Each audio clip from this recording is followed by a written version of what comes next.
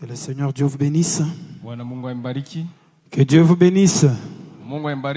Nous vous saluons cet après-midi au nom du Seigneur Sauveur Jésus-Christ. Je disais, nous vous saluons cet après-midi au nom du Seigneur Sauveur Jésus-Christ.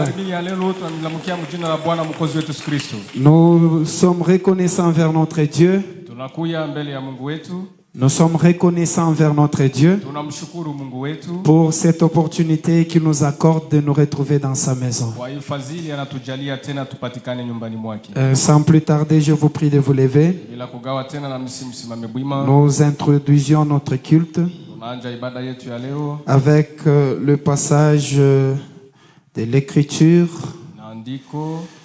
Jean chapitre 15. À partir du premier verset jusqu'au 7e. Nous lisons au nom du Seigneur Jésus-Christ. Je suis le vrai cep et mon père est le vigneron. Tout sarment qui est en moi et qui ne porte pas de fruits, il les retranche. Et tout sarment qui porte du fruit, il les monde afin qu'il porte encore plus de fruits. Déjà vous êtes purs à cause de la parole que je vous ai annoncée. Demeurez en moi et je demeurerai en vous. Comme le sarment ne peut de lui-même porter du fruit s'il ne demeure attaché au cep, ainsi vous ne pouvez non plus si vous ne demeurez en moi. Je suis le cep, vous êtes les sarments. Celui qui demeure en moi et en qui je demeure porte beaucoup de fruits, car sans moi vous ne pouvez rien faire. Si quelqu'un ne demeure pas en moi, il est jeté dehors comme les sarments et il sèche. Puis on ramasse les sarments, on les jette au feu et ils brûlent. Si vous demeurez en moi et que mes paroles demeurent en vous, demandez ce que vous voudrez et cela vous sera accordé. Amen. On va nous entonner le numéro 54. Nous allons adorer le Seigneur.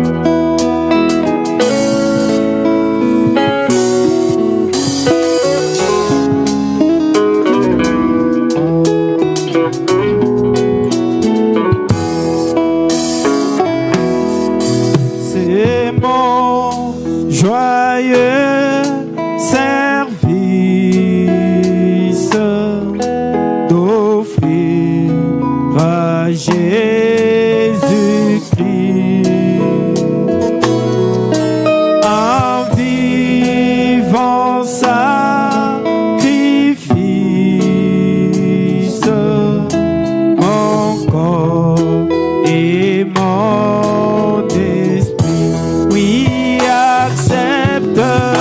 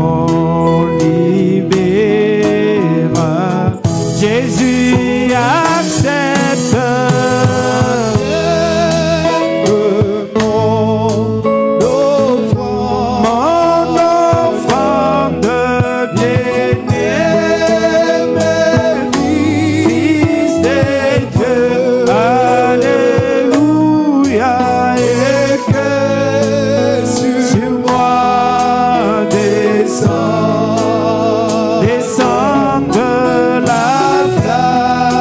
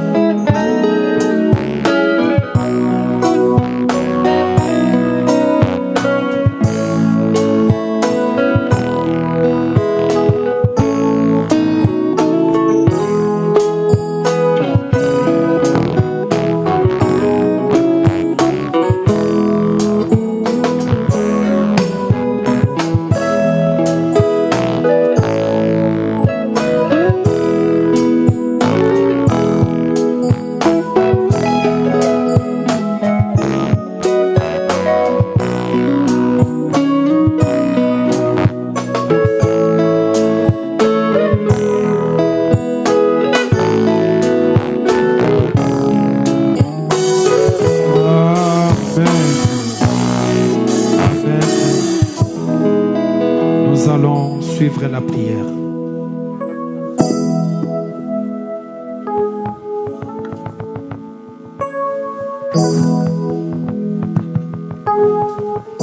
Seigneur Jésus-Christ, notre Dieu Tout-Puissant, Dieu de bonté, Dieu de miséricorde, Dieu compatissant.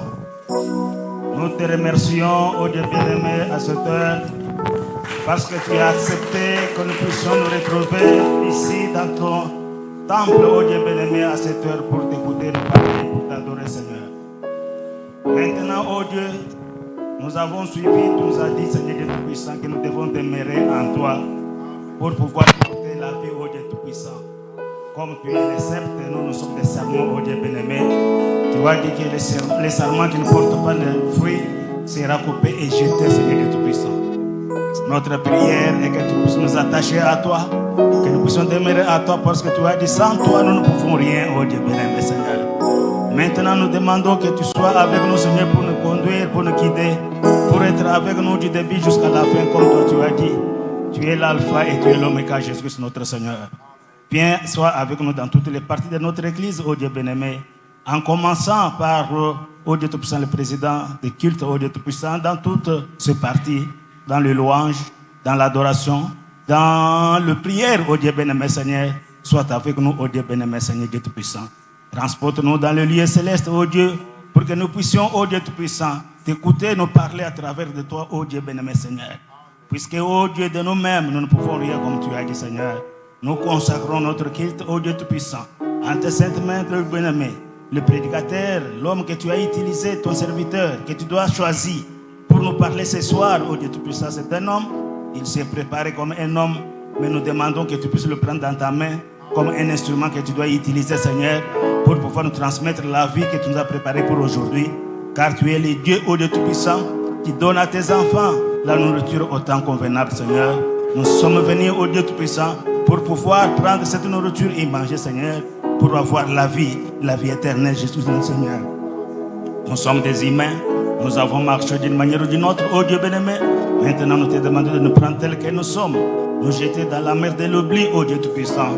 Cette mer qui a été composée par les sangs qui sortaient de veine d'Emmanuel, oh Dieu Tout-Puissant, pour que nous puissions être blanchis, pour que nous puissions être, Seigneur, épirés, pour que nous puissions être pardonnés de toutes nos fautes, de tous nos péchés, de toutes nos erreurs, de tous nos manquements, oh Dieu bien-aimé. Et nous pouvons être, oh Dieu Tout-Puissant, prêts pour avoir la vie que tu nous as amenée pour ce soir. Nous consacrons nos bien-aimés qui sont encore en route, en train de venir, Seigneur Dieu Tout-Puissant. Tu puisses les garder, les protéger, les sécuriser et les amener pour qu'ensemble, nous pouvons te louer, nous pouvons t'adorer et nous pouvons t'écouter nous parler, Seigneur Dieu bien-aimé, Seigneur. Nous venons auprès de toi, Seigneur, nous abandonnons toutes choses, puisque toi-même, tu as dit sans toi, nous ne pouvons rien. C'est pourquoi nous attendons à toi et nous t'appelons d'entrer, Seigneur Tout-Puissant, en scène, parce que tu es le Dieu qui a toujours, Seigneur Tout-Puissant, Seigneur Tout-Puissant, parmi ton peuple, tu as été toujours terrible, oh Dieu Tout-Puissant, dans l'Assemblée des Saints. Il y a des bien-aimés qui sont venus avec des problèmes, des questions, des maladies, des situations compliquées, oh Dieu bien-aimé. Mais tous nous venons à toi, car tu nous as dit, nous venons pour déposer tous nos fardeaux à tes pieds, oh Dieu Tout-Puissant. C'est pourquoi nous t'invoquons. Sois avec nous comme l'Alpha, chemine avec nous comme Emmanuel et termine avec nous comme l'Oméga, oh Dieu Tout-Puissant. Nous consacrons ainsi notre culte depuis à sa fin, dans les noms qui sont au-dessus de tout nom, le nom du puissant conquérant, puissant vainqueur, notre Seigneur Sauveur Jésus, nous avons ainsi prié. Amen.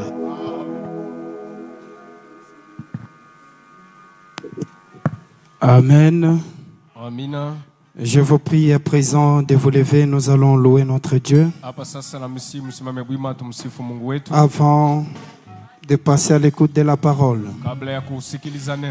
nous commençons avec le numéro 135, suivi du numéro 195, 294 et numéro 27.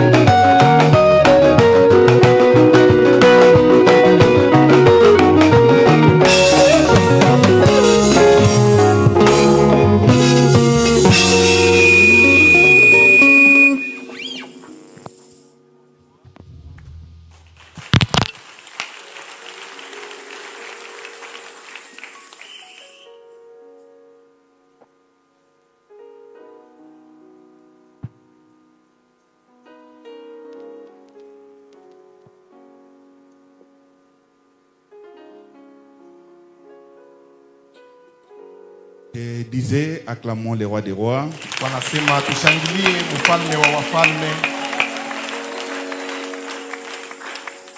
Ce soir, nous vous saluons au nom précieux de notre Seigneur et Sauveur Jésus-Christ.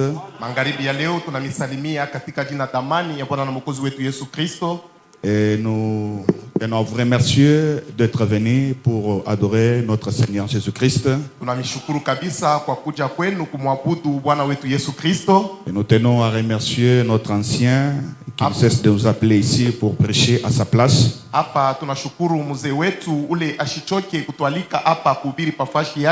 Que Dieu les bénisse richement. Sans plus tarder, nous pouvons nous tenir debout.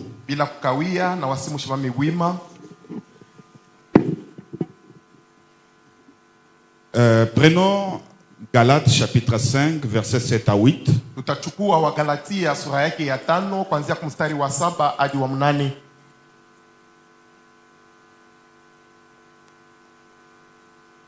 Vous courriez bien, qui vous a arrêté pour vous empêcher d'obéir à la vérité?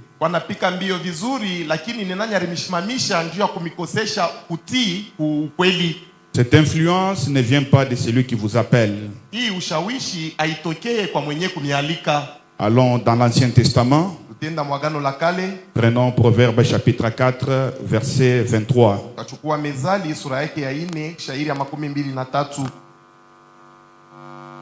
Garde ton cœur plus que toute autre chose, car de lui viennent les sources de la vie. Et le Seigneur ajoute la bénédiction à la lecture de sa parole. Et veillez, inclinez vos têtes, je vais prier. Seigneur Jésus-Christ, Dieu notre Père et notre Roi, nous te disons sincèrement merci pour ces merveilleux moments que tu nous donnes, ô Dieu Tout-Puissant, afin que nous puissions apporter ta parole à ton peuple. Nous te prions d'être avec nous, car les sacrifices ont été consentis. Ô Dieu de gloire, la parole a été lue. Nous te prions maintenant, Seigneur, de nous écarter du chemin, afin que toi, le vrai enseignant, puisse descendre et enseigner à ton peuple. Bénis-nous ce soir, ô Dieu Tout-Puissant, par ta parole. Oui, nous, Seigneur, oui, notre interprète ainsi que tout l'auditoire, au nom de Jésus, nous te le demandons ainsi. Amen. Amina. Et Dieu vous bénisse encore. Ce soir, nous avons amené un sujet que nous avons intitulé les atmosphères. Les atmosphères.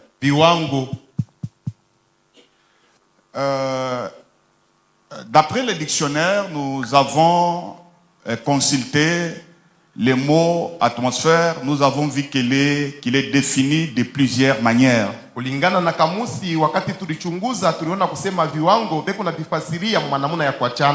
Mais nous allons en parler au sens figuré. Oui, l'atmosphère, c'est un environnement, une ambiance.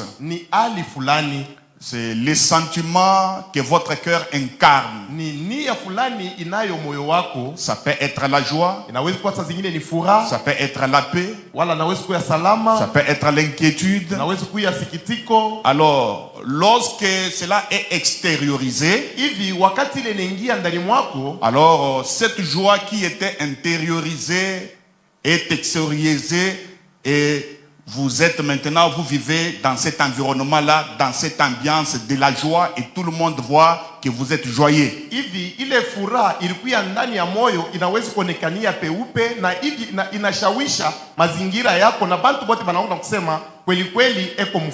Et cela est appelé l'atmosphère de la joie. Si c'est la paix qui règne en vous et que cela est extériorisé, cela est appelé l'atmosphère de la paix.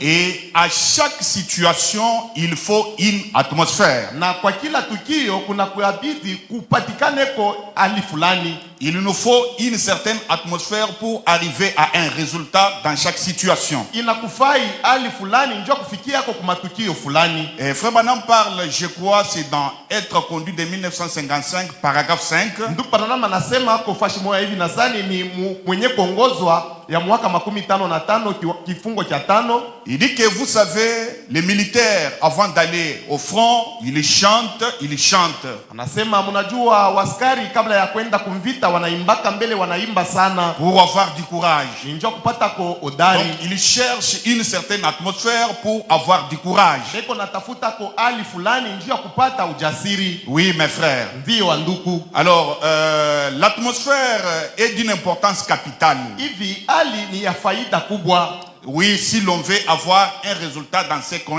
ce que l'on fait. Na kama unapenda upate kwa mafanikio mzuri kubila kunafanya. Frère Branham parle de Frère Bozoff. Vous savez que Frère Bozoff avait le sens de l'humour. Ndugu Branham kunasema njoo ya ndugu Bozoff. Mnaelewa ndugu Bozoff alikuwa na hali ya kuchekesha watu. Alors il avait parlé sur l'atmosphère. Alisemea kuhusu hali et il disait que si vous prenez un œuf, naturellement un œuf si il est placé sous une poule. Anasema kama mnachukua kwa yai kwa kawaida mkichukue yai mnaweka chini ya mama kifaranga. Arrivé à une certaine chaleur ou à une certaine atmosphère, cet œuf va éclore. Ikapata ko joto fulani wala mazingira fulani utaona ile yai inatotoka. Mais prenez le même œuf, placez-le sous un chiot. Anasema chukua ile yai moja moja wekea mwanaimbwa. Alors, vous savez, placez-les sous le même jar de chaleur sous un chiot. Anasema mnajua kama mnaweka mjoto moja moja lakini mnaiwekea imbwa, cela le fera éclore de toute façon. Ile yai itatotoka mnamuna yote. Frère Branham dit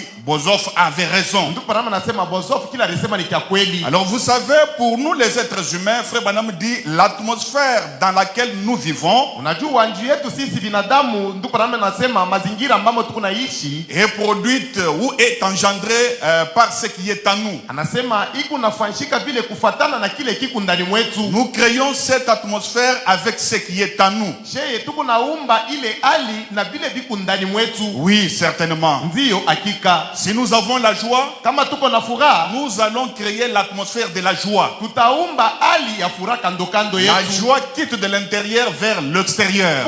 Furaha itatokea ndani mwetu inaonekanikia nje. Et lorsque nous vivrons dans la joie, nous allons comprendre que ce qui est en vous c'est la joie. Wakati tutaishi mfuraha vile pale tutaelewa kusema ile kundani mwako ni furaha. Si c'est la peur que nous voyons, kama ni boka njoo pale tuko naona, c'est dessiné sur votre visage, nous allons comprendre que la peur est dans votre cœur. Iko naonekana tu kwa uso wako na pale tutaelewa kusema ni boka buku ndani ya moyo wako. Et vous ne pouvez pas faire semblant à cela. Na huwezi kulongosha kuhusu ile mambo. Peut-être Frère Branham donne un exemple. Saa zingine ndugu Branham analeta kwa mfano. Il dit certains gens lorsqu'ils passent au cimetière, près des cimetières, anasema watu wengine wakati wanapitia kwa makaburi, ils ont peur. Beko napata boka. Ils ont un sentiment de la peur. Beko na hali ya boka. Alors lorsqu'ils y passent, ils sont là avec leurs mains dans la poche. Lakini wakati beko napita hapo utaona shaka mkono mumufuko, en train de siffler. Beko napika mfrimbi. Voyez-vous? Unaona? Et pourtant, ils ont un sentiment de la peur. Japo ndani mwake mko njoo boka. Et juste un petit bruit, ils vont prendre fuite. Akishikia kelele kidogo mara moja anatoroka mbio. Observez quelqu'un ngarieni mtu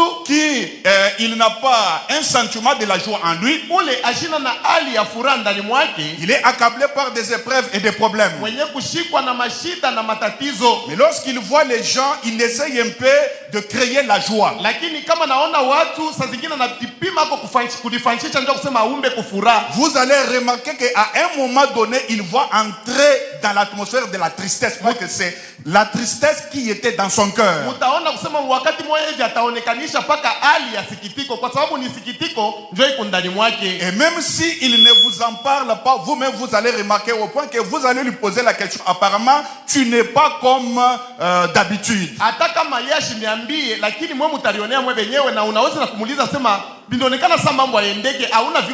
Alors l'atmosphère dans laquelle chacun de nous vit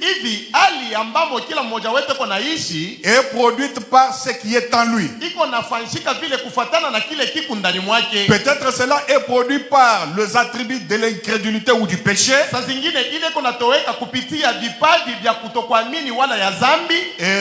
Au fait, l'homme est triple.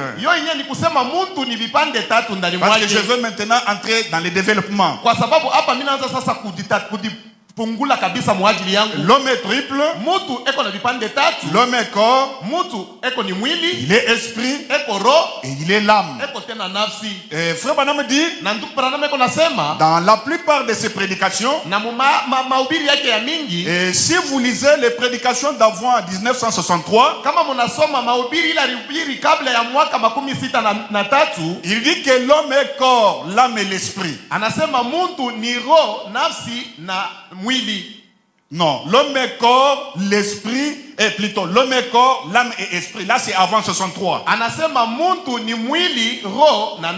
Lorsqu'il arrive en 63 et après 63, il corrige cela, il dit l'homme est corps, l'esprit et l'âme. Wakati anafika kisha mwaka 63 anasema mtu ni mwili, roho na nafsi. Et chacune partie composante de l'homme na kila sehemu ya mtu a ses sens. Iko na mainsi yayo. Le corps de l'homme, mwili ya mtu a 5 sens. Iko na mainsi 5. Il y a l'ouïe, huko usikilivu, il y a l'odorat, unuso, il y a le toucher, huko uguso, ainsi de suite. Na kazalika. Le frère Branham appelle cela, ce sont les 5 entrées. Ndugu Branham anaita kusema ile ni milango 5. Les 5 entrées du corps. Milango 5 ya kupatana na mwili. Ces sens permettent à l'homme d'entrer en contact avec sa demeure terrestre. Anasema hii mainsi 5 iko na ruhusa kwa mtu apatane na makao yake hapa pa dunia. Tandis que l'esprit, l'esprit aussi a ses 5 sens. Qui sont aussi ses 5 portes. Il y a les raisonnements. Il y a les sentiments. Il y a l'affection. Et ainsi de suite. Maintenant, arrivé à l'âme, l'âme n'a qu'un seul sens.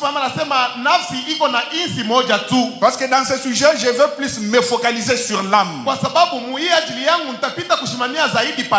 Alors l'âme n'a qu'un seul sens. Soit c'est la foi ou l'incrédulité. L'âme ne peut pas incarner la foi et l'incrédulité au même moment. Non.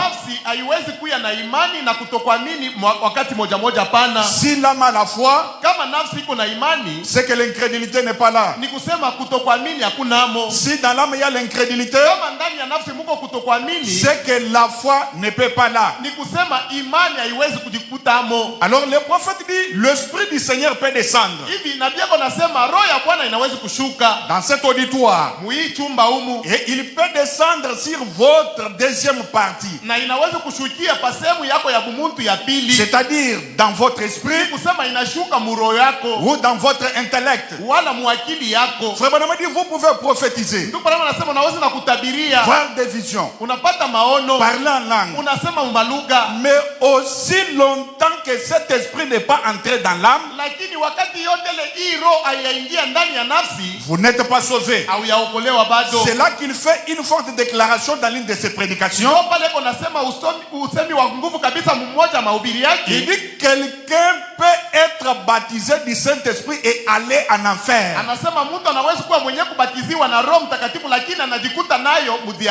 Mais il en donne l'explication dans d'autres prédications. Il dit, ce baptême du Saint-Esprit était tombé dans la deuxième partie de l'homme, dans l'esprit.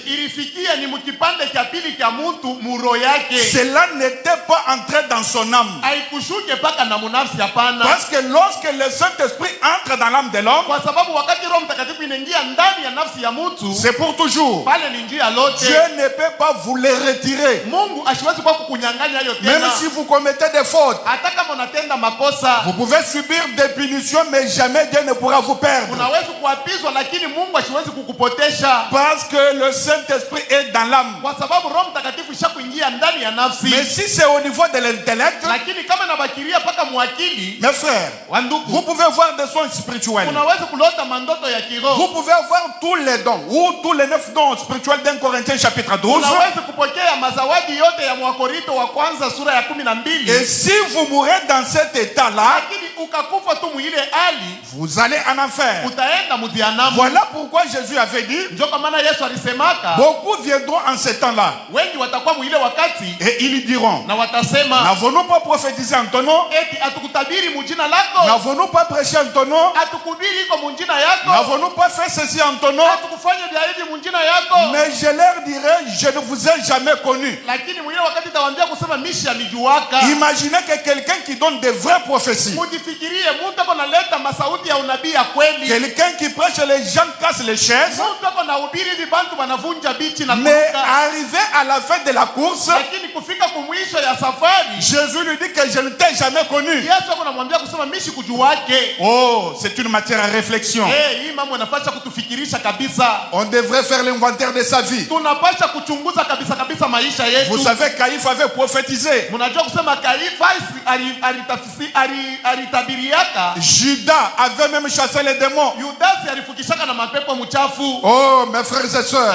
Ndugu na dada. C'était seulement l'esprit qui les avait oints. Ilikuwa tu ni roho ile liwapaka mwile wakati. Au niveau de l'intellect. Ilikuwa tu ni mwakili yao. Parce que la pluie tombe sur les justes et sur les injustes. Kwa sababu Roho Mtakatifu inatendaka mnamuna moja moja njia wa haki hata watu haki. Quelqu'un peut dire amen? Mtu anaweza kusema kwa amina. Alors vous ne pouvez pas connaître Dieu par votre esprit. Hivi hauwezi kujua Mungu kupitia roho yako. Ou par votre intellect. Wala kupitia akili yako. Parce que j'ai lu frère Branham dire. Njoo mimi musoma ndugu Branham eko nasema. Parce que mes parents m'ont dit c'est sur la parole. Bazazi yangu mimi wakati ya neno banaanza kunyambia hivi. Mais vous devez le connaître par une expérience personnelle. Lakini unapaswa kumjua Mungu kupitia maisha binafsi. Et quand vous la faites, vous faites cette expérience. Na wakati unapokea hii onjo, vous êtes deux avec Dieu. Pale unajikuta wewe tu na Mungu. Votre père n'est pas là. Baba yako ashina hapo. Votre maman n'est pas là. Mama yako mzazi hana hapo. Votre époux n'est pas là. Hata bwana yako ashina hapo. Votre épouse n'est pas là. Bibi yako ashina hapo. Il n'y a que toi et Dieu qui connaissent le secret. Pale ni paka wewe na Mungu ndio mnajua ile siri. De ce qui s'était passé un certain jour. Ya kile kilifanyika siku moja hivi. Est-ce que quelqu'un peut dire amen? Unaweza kusema kwa amina? Oh, mes frères et sœurs. Ndugu na dada. Lorsque Dieu reste ou le Saint-Esprit reste dans l'esprit, wakati Mungu wala Roho Mtakatifu anabakiria mu roho, si nous pouvons prendre le type allons dans le Nouveau Testament. Kama tunaweza kuchukua kwa mfano mu Agano Jipya, Moïse avait construit un tabernacle. Musa alijengaka kwa maskani ayant 3 parties. Ilikuwa na masehemu 3. Frère Branham dit cela typifiait l'homme. Ndugu Branham anasema ile inaanza kufasiria ni mtu. Le corps, mwili, l'esprit, roho et l'âme. Na nafsi. Maintenant écoutez. Sasa sikilizeni. Dans le tabernacle de Moïse, hii maskani ya Musa, la première partie c'était le parvis extérieur. Sehemu ya kwanza ilikuwa ni kiwanja ya nje. Ils avaient aussi des lumières naturelles. Ils avaient aussi des lumières naturelles. Comme la lune, les étoiles, les soleils. Et dans le lieu saint, il y avait un chandelier. Alors, entre le lieu saint et le saint des saints, il y avait un voile. Alors, il n'y avait que les souverains sacrificateurs qui pouvaient percer ces voiles. Et là-bas, dans le lieu saint des saints, il y avait l'arche de l'alliance. Ce qui typifiait la parole de Dieu. Et Moïse avait construit des anges, des chérubins, ayant des ailes entrecroisées. Et c'est de là que la lumière la lumière sacrée, la gloire de la Shekinah descendait de temps à autre. Maintenant écoutez, lorsque ceux-là qui étaient dans les parvis extérieurs, ils pouvaient être contents du soleil et de la lune, des étoiles. Mais s'il y avait des jours brumés, des jours nuageux, alors ils avaient de grandes difficultés. Voyez-vous, ainsi que celui qui était aussi dans le lieu saint, il n'était pas comme celui qui était dans le Saint des Saints. Mais celui qui était dans le Saint des Saints, au moment des épreuves, même s'il y avait des pluies, même s'il y avait des ténèbres, mais lui se réjouissait de la lumière sacrée qui descendait de temps à autre. Et cette lumière-là était permanente dans le Saint des Saints. Il en est ainsi de celui qui reçoit Dieu dans son âme. Il pourra y avoir des épreuves, des difficultés, des tempêtes, mais il sera stable dans la foi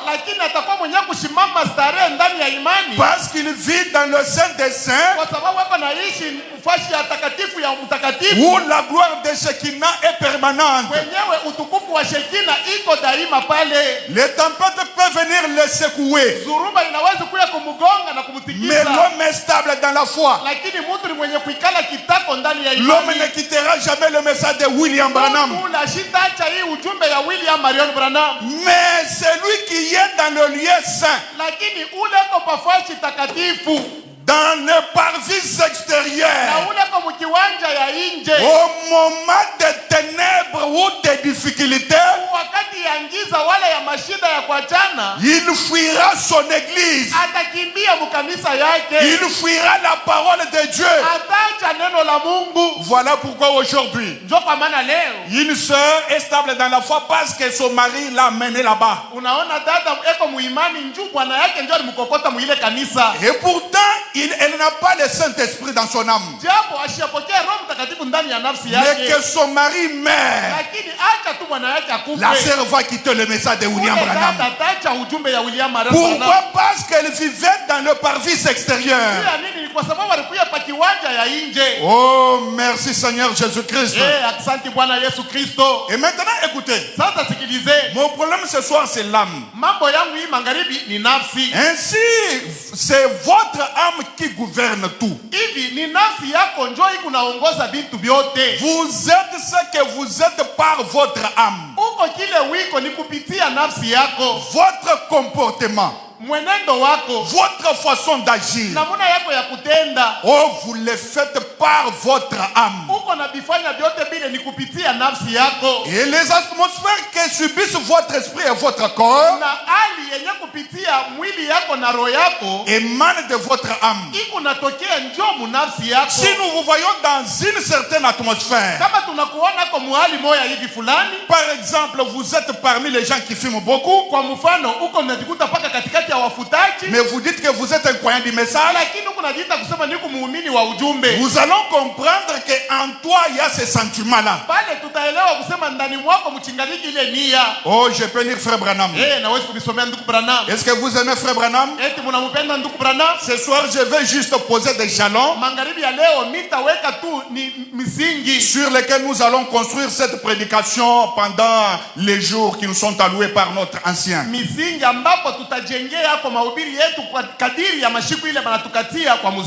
Dans les œuvres sont l'expression de la foi. Du 26 novembre 1963, point 207 à 208. Écoutez les gens de l'âge, la bouche de Dieu. Écoutez ce qu'il dit. Eh bien, remarquez, il faut qu'il en soit ainsi. À l'extérieur, il y a 5. Donc il parle de ce que j'ai parlé ici. 5 sens du corps, 5 sens de l'esprit, ainsi de suite. Des points, la foi fait. L'esprit, virgule, Jésus à l'intérieur. Il y a vous, et vous comprenez, c'est pourquoi lorsque je me tiens ici et que je vous regarde, je ne connais personne parmi vous.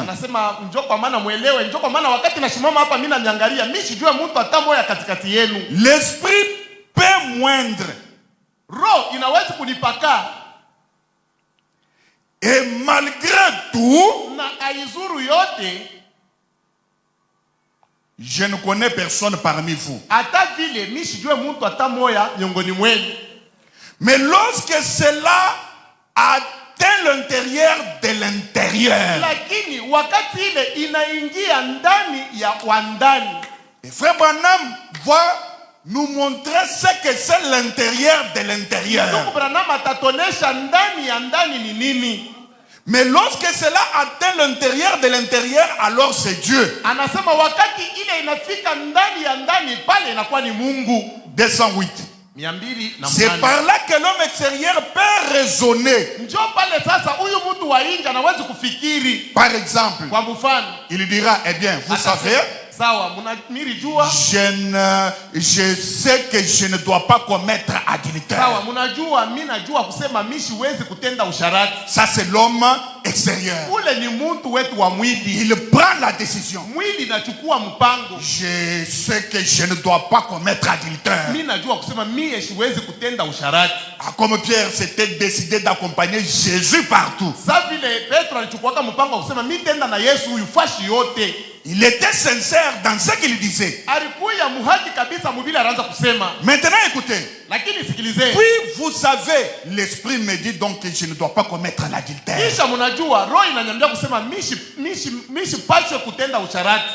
Ça c'est l'esprit qui vous dit. Mais ce n'est pas l'intérieur de l'intérieur qui vous dit cela.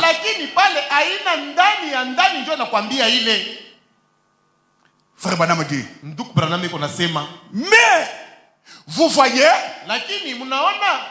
là-bas tout au fond, c'est-à-dire à l'intérieur de l'intérieur là,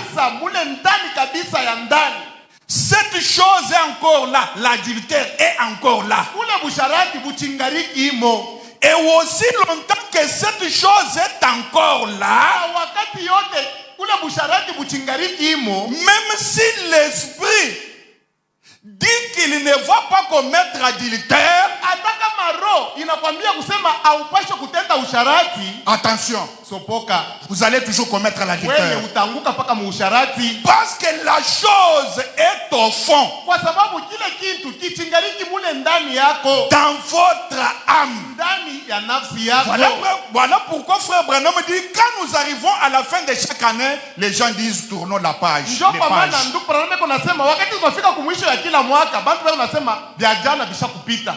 ils le font, ils sont sûrs de cela. Ils ont la décision d'abandonner cela. Mais quelques jours après, ils reviennent toujours à ces mêmes choses-là. Pourquoi? Parce que ces choses-là étaient là au fond, à l'intérieur de l'intérieur. Voyez-vous? Parce qu'au fait, c'est l'intérieur de l'intérieur qui vous gouverne. C'est l'âme qui nous gouverne. Oh, merci Seigneur. Voyez, c'est cela qui vous gouvernera,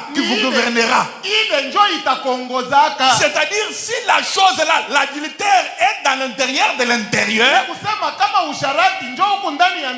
comme il n'y a pas Dieu là-dedans, la chose vous gouvernera. C'est pourquoi ne tournons pas les pages,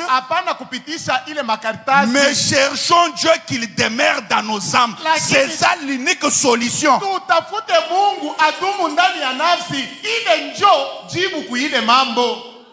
Non, les frères sont décidés. Non. Mais est-ce qu'il a Dieu dans son âme pour dire qu'il ne va pas commettre ça?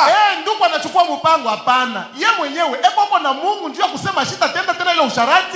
faites-lui confiance. Mais lui n'a pas Dieu dans l'intérieur. De l'intérieur, comment je vais lui faire confiance?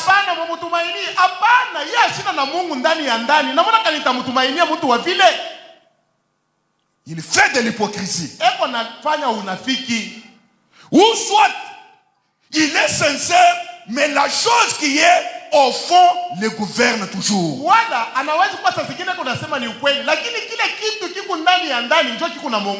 Maintenant, quand Dieu descend, il dépasse ses corps, il dépasse l'esprit, l'intellect, il entre au fond, dans l'intérieur de l'intérieur. Frère Branham dit, il déracine même le désir du péché.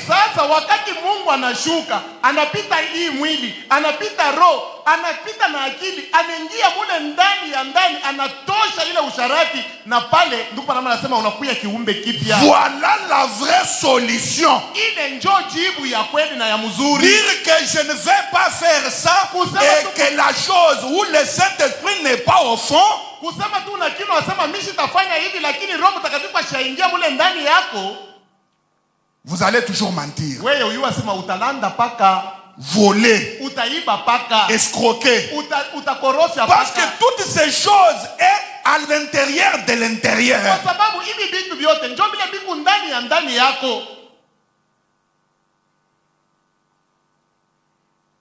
Nous étions liés par la première naissance.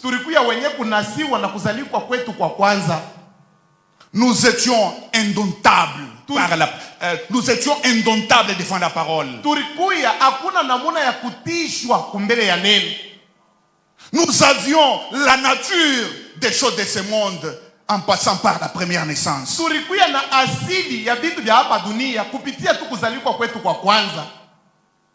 Et on pouvait nous dire, ne volez pas. Nos parents, mon fils, ne vole pas. Ne commets pas l'adultère. Mais à un moment donné, on n'arrêtait pas à voler. Pourquoi? Parce que les choses étaient au fond de nous-mêmes, à l'intérieur de l'intérieur.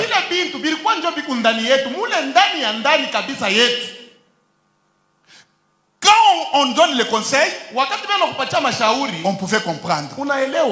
J'irai même. Papa, je ne volerai pas. Nous étions sincères. Mais à un moment donné, on ne comprenait pas comment on a recommencé la même vie du vol.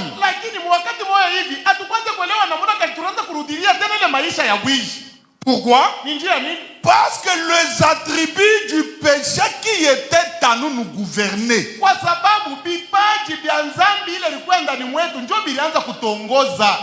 Les atmosphères des attributs du péché nous domptaient.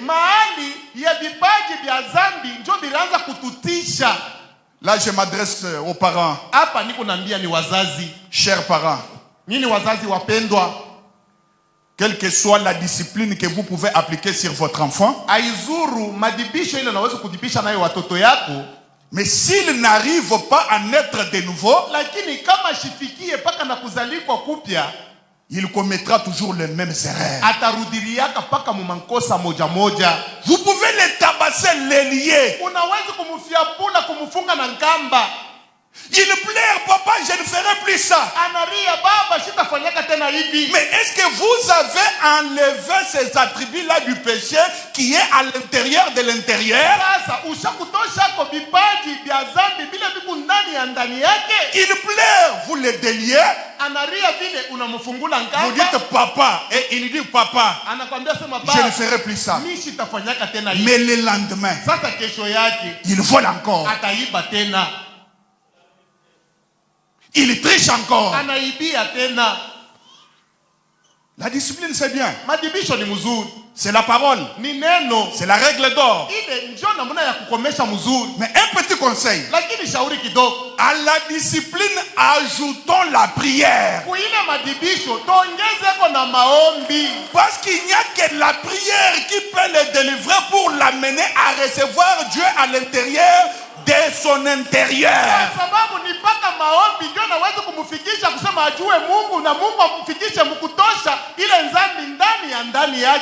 Frère, il y a des enfants terribles qui n'écoutent pas. Et vous êtes là, vous pouvez même les tuer avec des frappes. Ne les faites pas.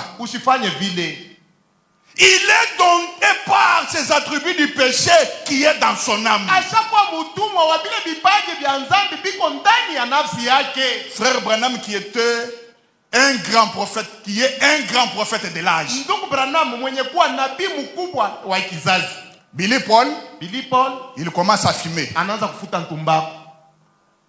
Frère Branham n'était pas au courant. L'ange descend. Il dit que Billy Paul a commencé à fumer. On demande à Billy Paul. Il refuse. Deuxième cas. Sa fille Rebecca. Vous savez que Frère Branham était un homme discipliné. Alors, Rebecca était arrivée au niveau d'aller jouer la musique mondaine, les rock'n'roll.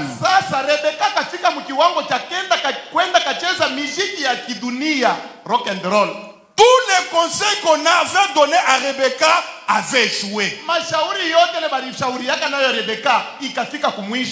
C'est pourquoi moi j'ai toujours reproché aux frères et sœurs qui disent l'enfant d'un pasteur. Non, il est encore pécheur.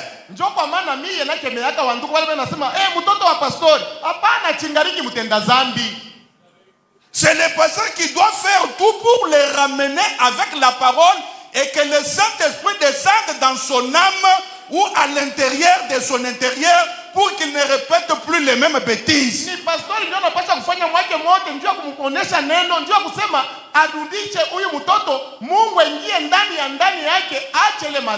Alors que dire que l'enfant d'un pasteur, la fille d'un pasteur, non, il n'est pas différent des autres enfants que vous avez dans vos maisons.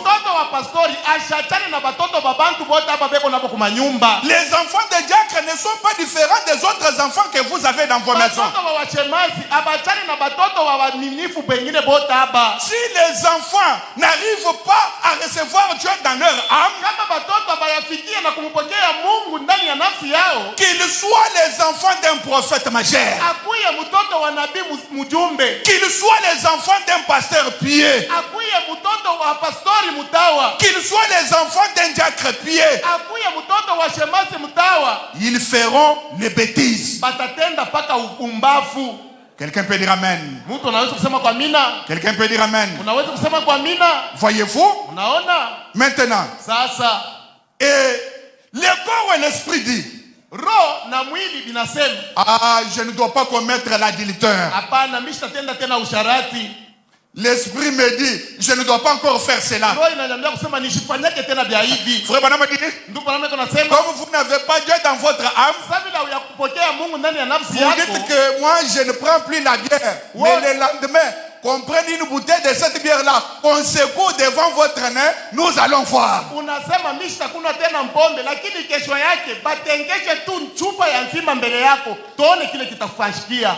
Amen. Amina. Voyez-vous? Oui, certainement. Dans les œuvres sont l'expression de la foi. Prenons le paragraphe 209. Le prophète dit, mais lorsque cela part de l'intérieur, cela rejette ensemble tout le reste. C'est la tour, plutôt. C'est cela le poteau indicateur. Ah, l'âme est le poteau indicateur. De l'esprit et du corps. Maintenant ça, nous allons continuer à lire. J'aimerais d'abord qu'on puisse d'abord développer les poteaux indicateurs. Quel est le rôle que jouent les poteaux indicateurs?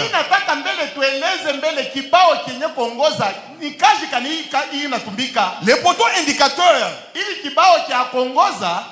servent de repères. Et vous pouvez peut-être arriver dans une ville. À l'entrée de la ville, il y a un poteau indicateur. Même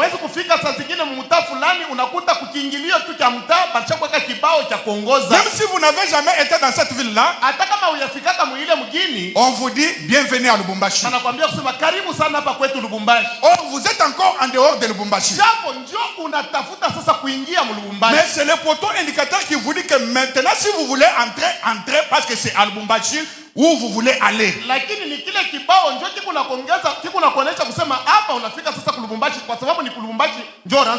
Et vous allez entrer avec l'assurance que je vais entrer à Lubumbashi. Voilà le rôle du poteau indicateur. Quand vous allez sur Carrefour, il y a un poteau indicateur auquel on a attaché une grande pancarte. Et on a dessiné une bifurcation autour de laquelle il y a 3 routes.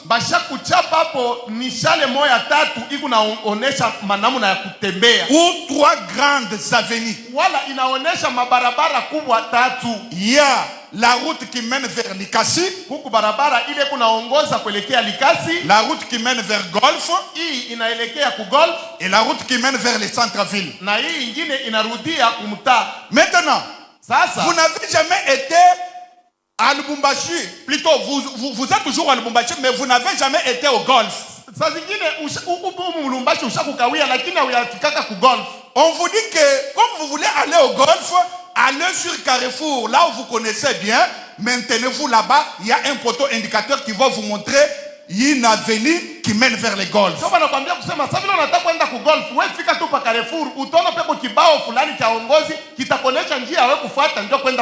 Voyez-vous? Et si vous voulez aller au golf, vous êtes là-bas. Bien qu'il y a beaucoup de golfs, c'est un exemple que je donne. Vous êtes là-bas. Alors c'est le poteau indicateur qui vous gouverne,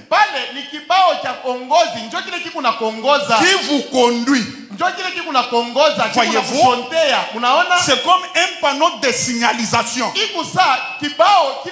Ça vous indique. Vous voulez aller à Likasi?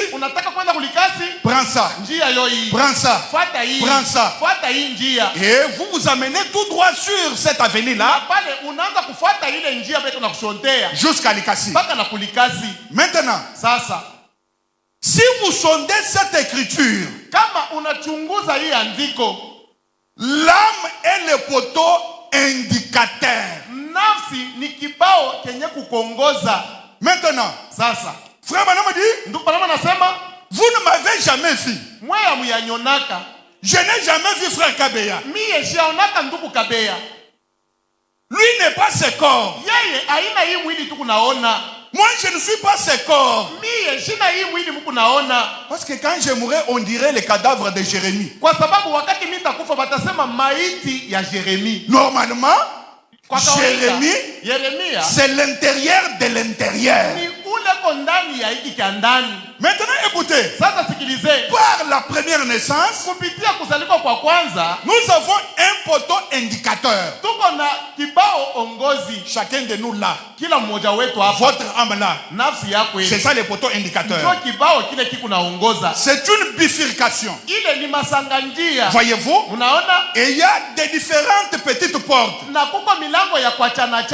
Maintenant, écoutez. Comme l'âme est le poteau indicateur, parce que Frère Branham dit, le corps humain a beaucoup de petites portes. Il y a la porte de convoitise, la porte de jalousie, la porte de l'égoïsme. Alors tout cela est dans l'âme quand nous venons par la première naissance.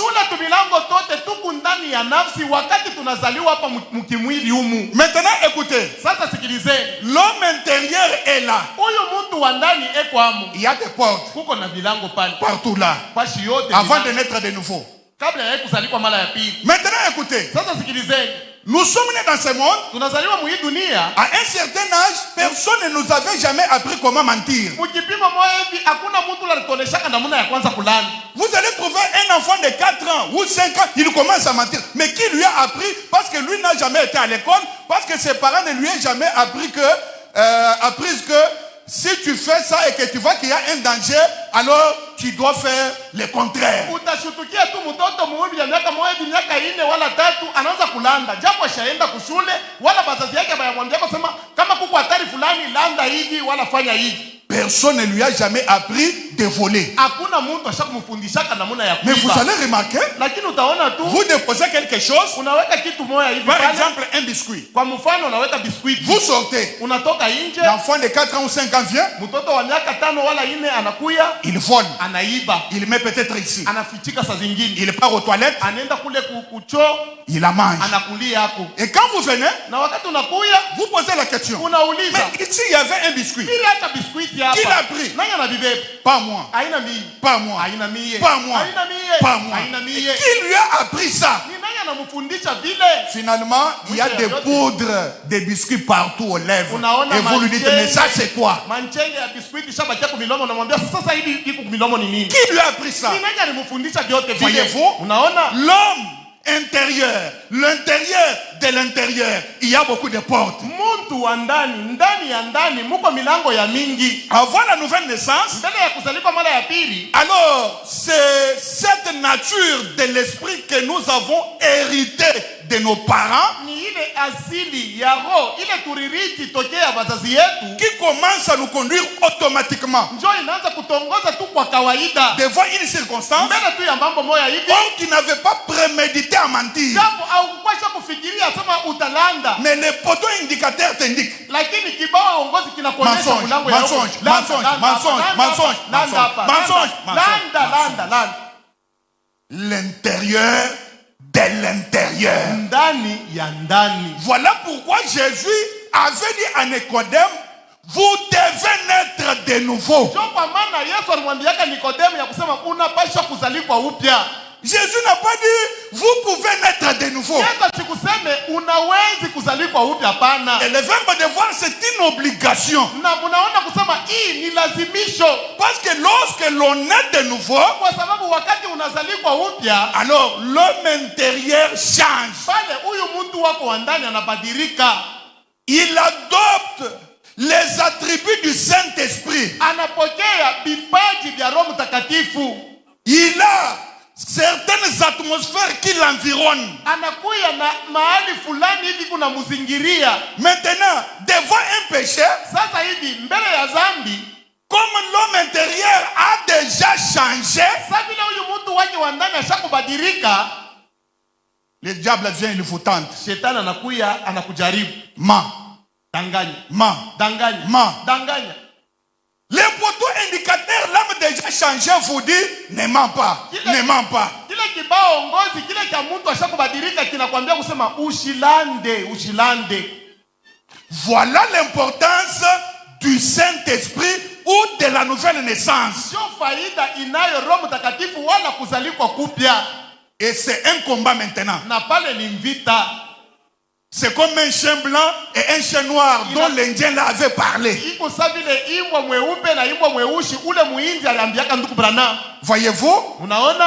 Maintenant écoutez.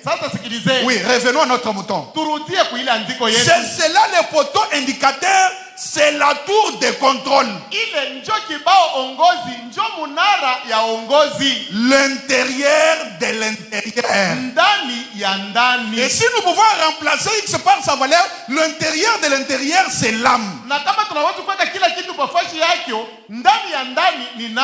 D'ailleurs en bas le prophète dit, l'âme dirige l'esprit et l'esprit dirige le corps. Est-ce que vous comprenez bien? Les atmosphères qui nous environnent, bonnes ou mauvaises, émane de quelque part. De l'intérieur, de l'intérieur. Maintenant écoutez, ces atmosphères-là sont là à l'intérieur de l'intérieur. Alors comme l'intérieur de l'intérieur c'est un poteau indicateur, il prend cela, il le remet à l'esprit. L'esprit aussi, comme il dirige ses corps, il les transmet à ses corps. C'est que quand vous voyez quelqu'un commettre l'adultère, non, cela est quelque part à l'intérieur de l'intérieur. Oh, j'aimerais entendre un amen. Voilà pourquoi Salomon a dit, l'homme est tel que sont les pensées de son cœur. Oh, merci Seigneur. Des lames. C'est des lames que viennent aussi tous les mots que nous voyons aujourd'hui sur la terre. Voyez-vous, l'âme c'est un repère. L'âme c'est la source des choses que nous commettons sur la terre, des atmosphères dans lesquelles nous sommes. Le problème c'est l'origine, la source. Et frère Branham dit, l'homme de science a fabriqué un instrument. Et cela s'appelle détecteur de mensonges. Frère Branham dit, on peut l'installer tout autour de votre tête. On vous envoie et vous allez. Frère Branham dit, vous pouvez peindre le mensonge à kupakala, voyez, comme si c'est la vérité. Frère Branham dit, mais lorsque vous rentrez, on vous regarde. On regarde sur ces détecteurs de mensonges. Frère Branham dit, l'aiguille va penser dans le négatif.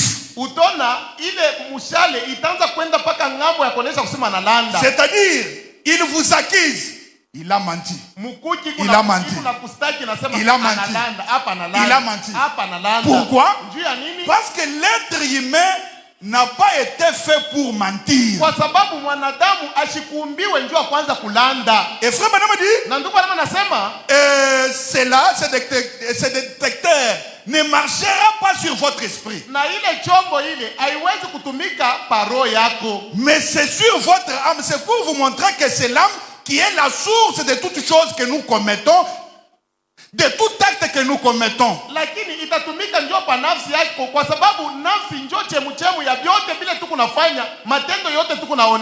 Prenons les sons confis.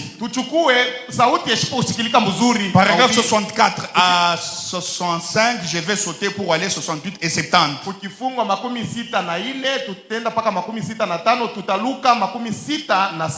Le prophète dit, c'est comme je le disais il y a quelques jours, ici ou quelque part, en parlant du détecteur des mensonges. Maintenant, suivez donc attentivement. J'aimerais que vous suiviez très attentivement. Lorsqu'on met sur vous un détecteur de mensonges et que vous essayez d'imiter cette vérité,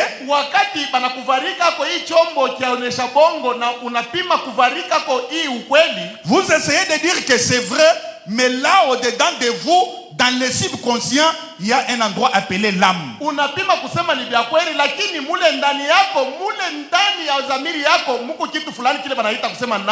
Et cette pensée intellectuelle ne gouverne pas cette vibration du système.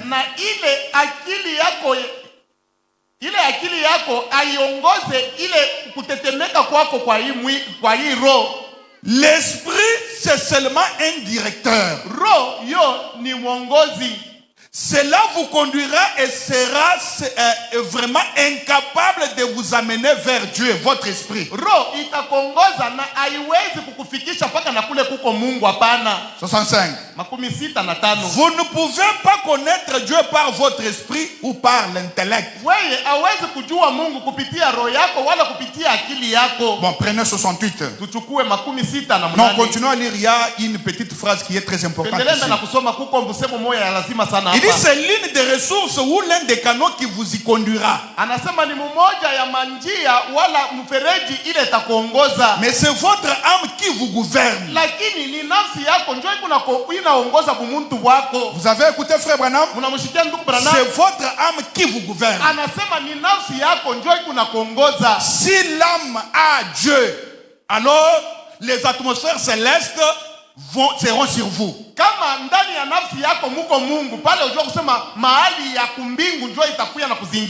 Et le prophète dit, vous êtes ce que vous êtes par votre âme.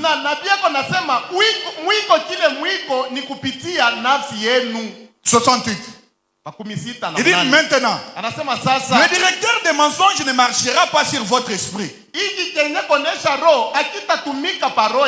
Cela marchera sur votre âme.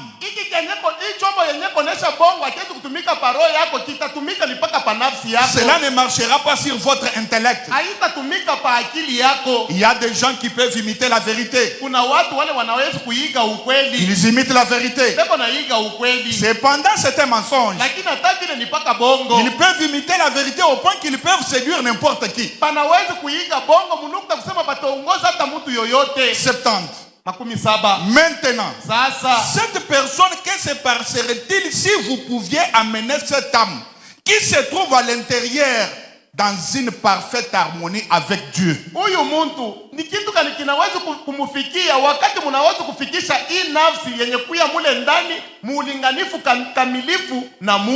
À tel point que votre âme et Dieu seront un.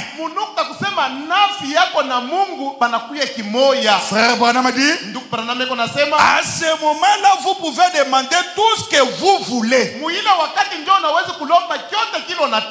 Et cela vous sera accordé. Voyez-vous? Donc, on ne doit pas jouer avec l'âme. L'âme, c'est quelque chose de très important dans la vie d'un être humain.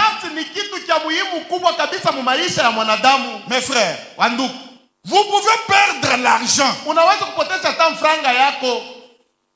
ou n'ayant pas de bien de ce monde. Mais ne jouez jamais avec votre âme.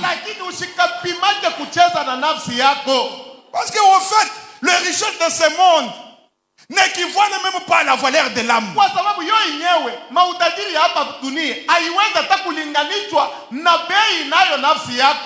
votre corps n'est pas plus que votre âme quant à la valeur.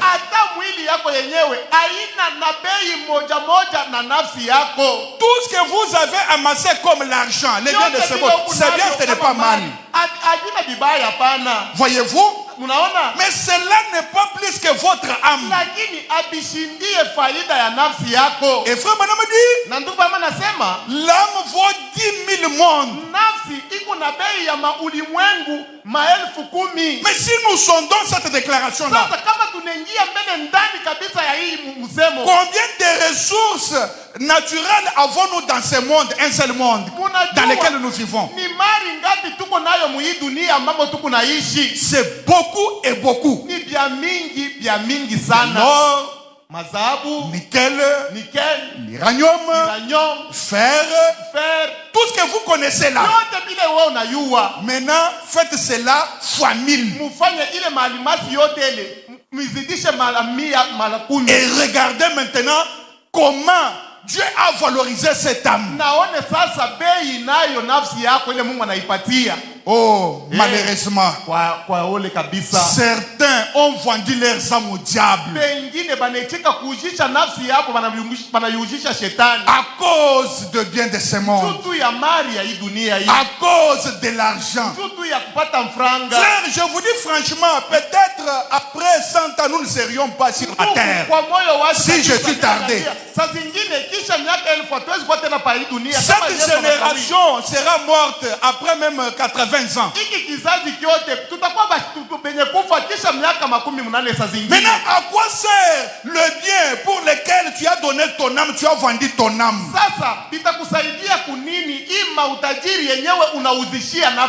Aujourd'hui, les croyants du message, la plupart d'entre eux ne s'intéressent plus à la valeur de l'âme.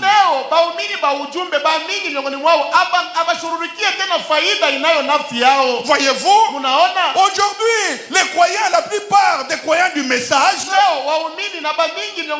ne veulent pas que Dieu entre dans leur âme, mais la plupart d'entre eux sont à genoux. Seigneur, bénis-moi. Seigneur, donne-moi l'argent. C'est bien. Mais est-ce que vous êtes nés de nouveau?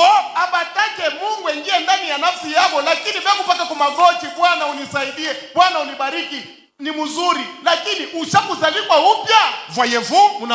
Oh, que Dieu nous aide davantage. L'âme a plus de l'importance que n'importe toute autre chose sur la terre. Vous jouez avec votre âme, vous irez en enfer. Laissez-moi d'abord faire cette déclaration. Dire que comme on a écrit le message, tous nous sommes sauvés, j'ai dit non avec frère Branham à l'appui. Le diable croit la parole et il tremble, mais il n'a jamais été sauvé. Et frère Branham dit Caïn était un croyant en Jéhovah. Mais comment on peut venir avec l'évangile à la Hollywood? Non frère, le problème c'est de croire le message. Oui, c'est bien. Croire le message c'est quoi? Croire le message c'est obéir au message. Ce n'est pas parce que tu as retenu les citations dans la tête et tu relates comme un ordinateur. Frère Branham dit dans les 7e soirs, frère Branham dit dans la brèche, frère Branham dit. J'aimerais être un croyant qui ne connaît rien de la parole, mais étant sauvé et que l'âme a Dieu.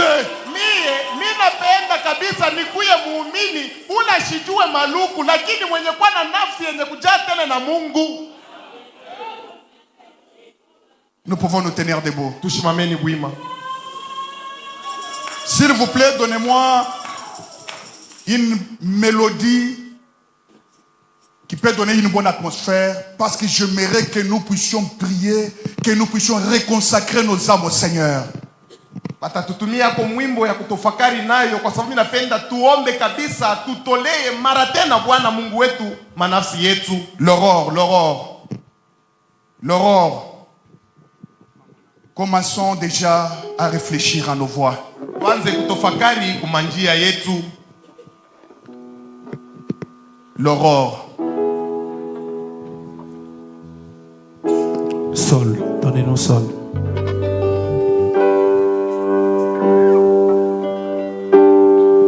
Oh, prends mon âme, prends-la, Seigneur, et que ta face brille en mon cœur, que tout mon être vibre pour toi. Oh, sois mon maître. Oh,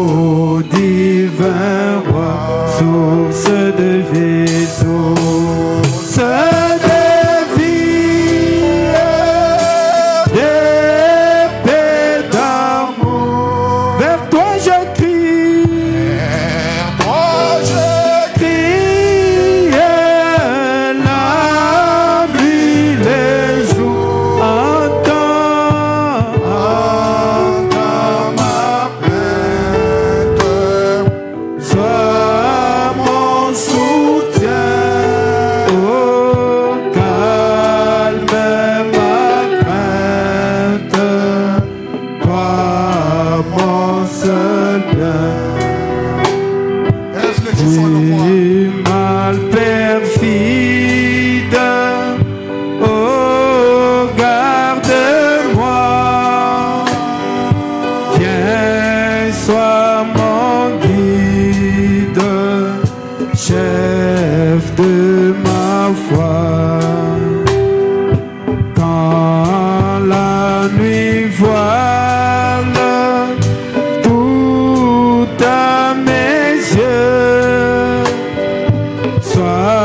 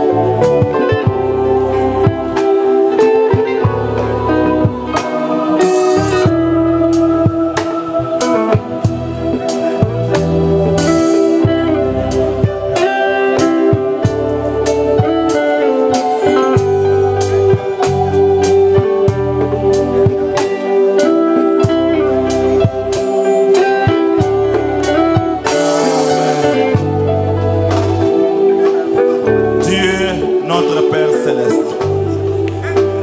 Seigneur Jésus-Christ est ton nom. C'est toi, le Créateur des cieux et la terre, que nous sommes venus adorer ce soir, Père Céleste. Nous étions dans ta présence. Nous te disons merci, Seigneur Jésus, pour cette atmosphère céleste, pour cette parole, ô Dieu Tout-Puissant, de ce soir, Père. Nous n'avons pas quelque chose à te donner en échange de ces instructions, Seigneur Jésus-Christ, Dieu Tout-Puissant, de cette interpellation, ô Père Céleste. Nous parlons de l'importance qu'a notre âme, Père Céleste. Ma prière ce soir, ô Éternel, c'est que tu puisses faire pénétrer, ô Dieu Tout-Puissant, ceci dans nos cœurs, Père. Sachant que nous sommes passagers sur cette terre des hommes, Père. Il n'y a pas quelque chose de plus important que notre âme, Père Céleste. Que ceci nous pénètre, ô Dieu Tout-Puissant. Et que nous puissions marcher en conséquence, ô Dieu Tout-Puissant, sachant qu'il n'y a rien qui soit éternel, sinon ta parole dans nos âmes, Père. Bénis ton serviteur, Père Céleste, qui nous a parlé ce soir. Bénis cette parole dans nos âmes, ô Éternel. Fais en sorte que, Seigneur, que nous puissions marcher en méditant sur ceci, Seigneur Jésus.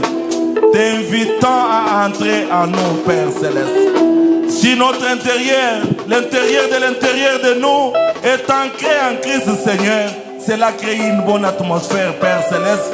Et nous allons vivre dans les lieux célestes en Jésus-Christ. Béni soit ton nom, Père Céleste. Béni soit ton nom, Seigneur Jésus, pour cette parole de ce soir, Père, qui nous interpelle à marcher, ô Dieu Tout-Puissant, conformément à ta parole, Père Céleste et bien-aimé. Tu as dit que je leur ai envoyé ma parole et ma parole les a guéris. Accepte alors, Père Céleste et bien-aimé, après cette prédication, ô Dieu Tout-Puissant, tes enfants qui étaient venus ici ayant des problèmes, Père, accepte que cela trouve une solution, Seigneur. Car nous avons été toujours des nécessités, Seigneur. Je crois que ta parole ne faillira jamais. Je crois que tu étais au milieu de nous, Père. Et chaque personne qui était venue ici, ayant un problème, cela a trouvé une solution. Que l'honneur et la gloire soient rendus en ton nom au siècle des siècles. Tu les mérites, Père. Tu les partages avec personne, Seigneur Jésus. Tu étais au milieu de nous. Tu nous as parlé comme un Père. Maintenant, nous te prions d'entrer à l'intérieur de nous pour gouverner nos vies, Seigneur Jésus. Bénis ton serviteur. Souviens-toi de notre berger. Bénis cette église, Seigneur Jésus. Que l'honneur et la gloire soient à toi au siècle des siècles. Nous avons ainsi prié avec foi au nom du Seigneur Jésus-Christ. Amen.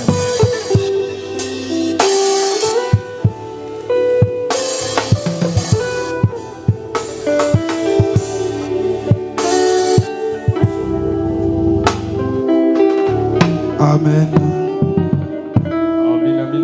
Que Dieu bénisse richement son serviteur, le pasteur Jérémie Mouya, pour la parole de ce soir. Mungu azidi kumbariki mtumishi wake mchungaji Jeremie Muya juu ya neno la jioni ya leo.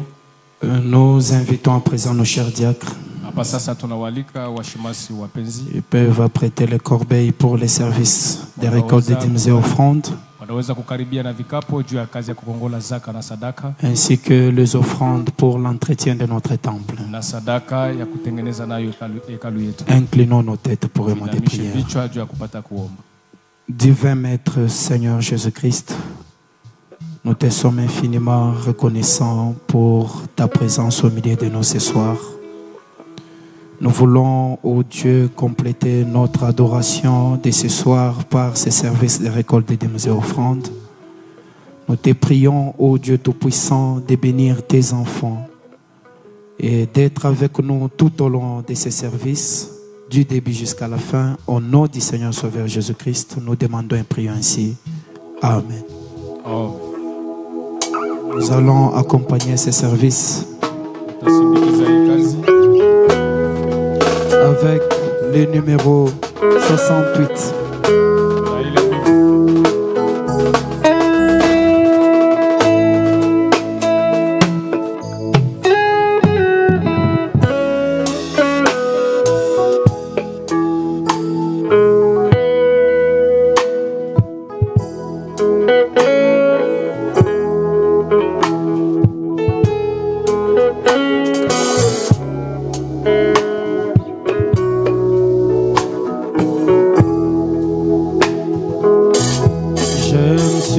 Décidé à suivre Jésus. Je me suis décidé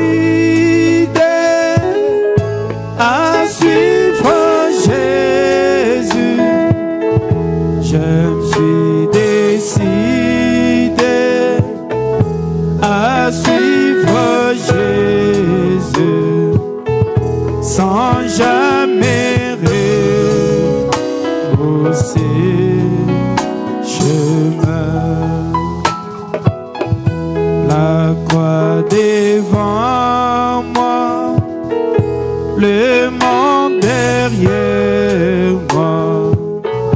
La croix devant moi, le monde derrière moi. La croix devant moi, le monde derrière moi, sans jamais repousser chemin. Prenez le monde, donnez-moi Jésus. Prenez le monde, donnez-moi Jésus. Prenez le monde, donnez-moi Jésus.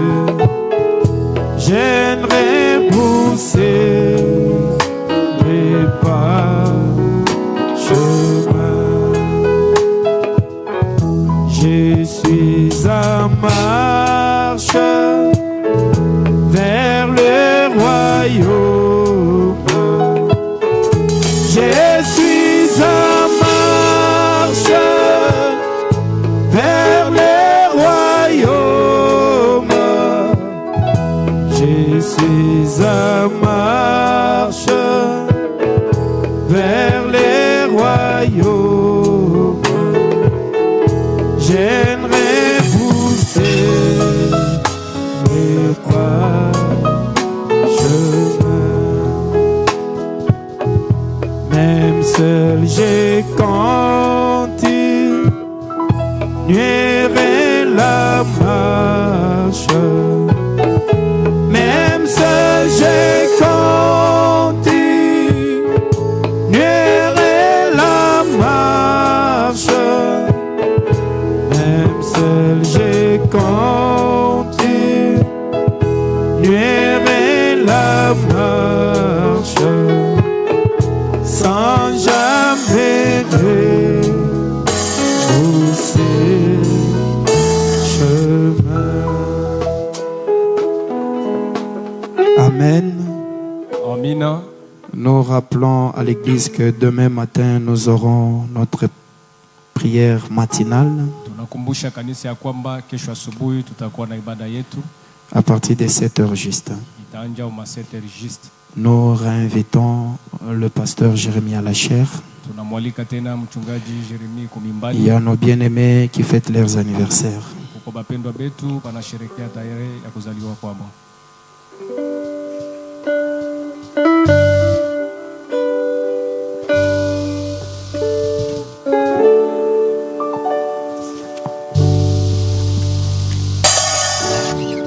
Joyeux anniversaire,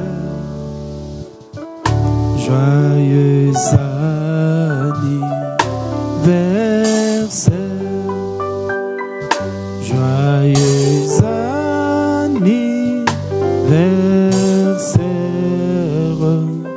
joyeux anniversaire.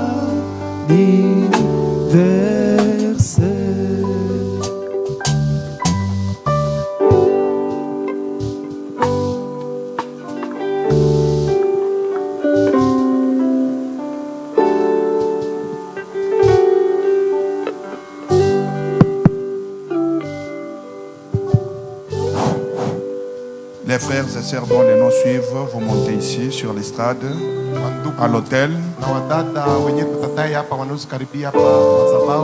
Ils fêtent leurs anniversaires.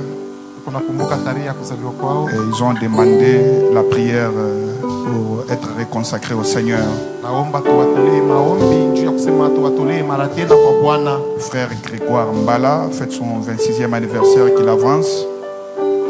Sœur Rebecca Emba fête son premier anniversaire. Apparemment, c'est un enfant. Frère Isaac Kabangu fête son 13e anniversaire. Et Laetitia Mianda fête son 25e anniversaire. Ils peuvent monter afin que nous puissions prier pour eux.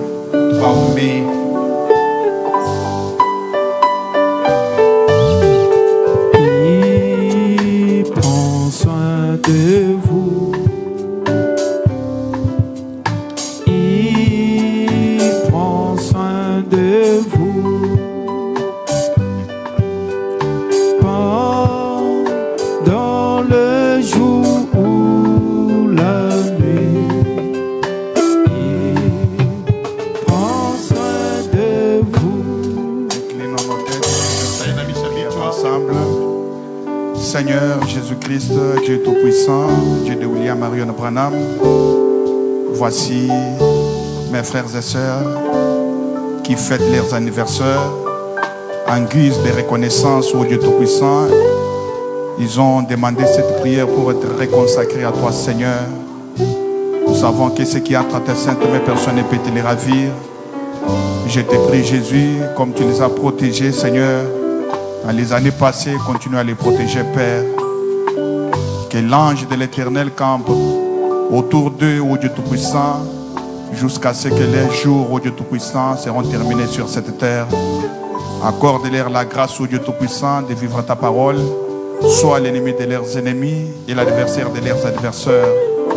Je les réconsacre à toi, Seigneur, alors que je m'avance pour imposer à chacun d'eux mes mains, Seigneur, du 20 mètres. Voici ma main sur notre jeune frère.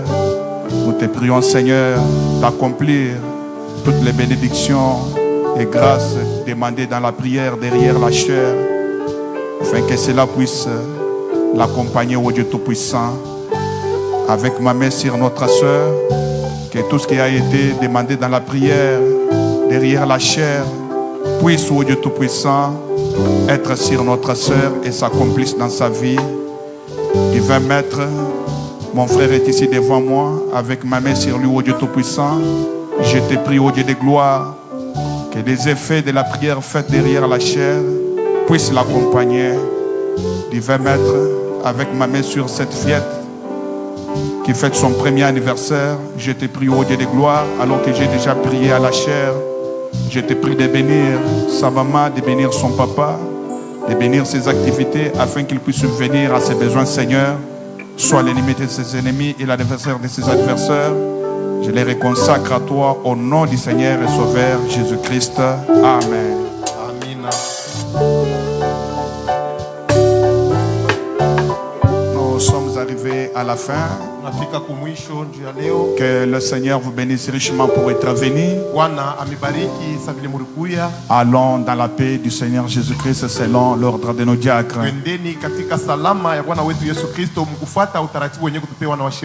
nous allons nous rassembler encore le vendredi pour écouter la prédication de la parole.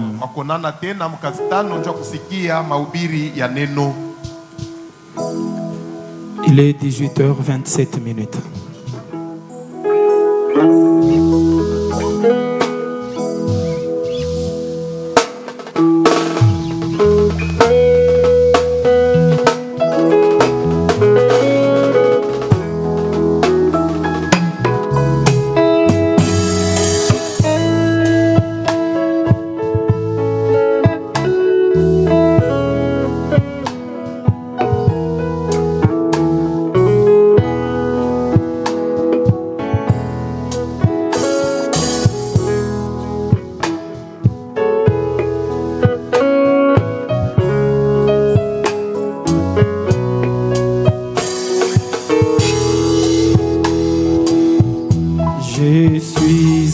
marche vers les royaumes.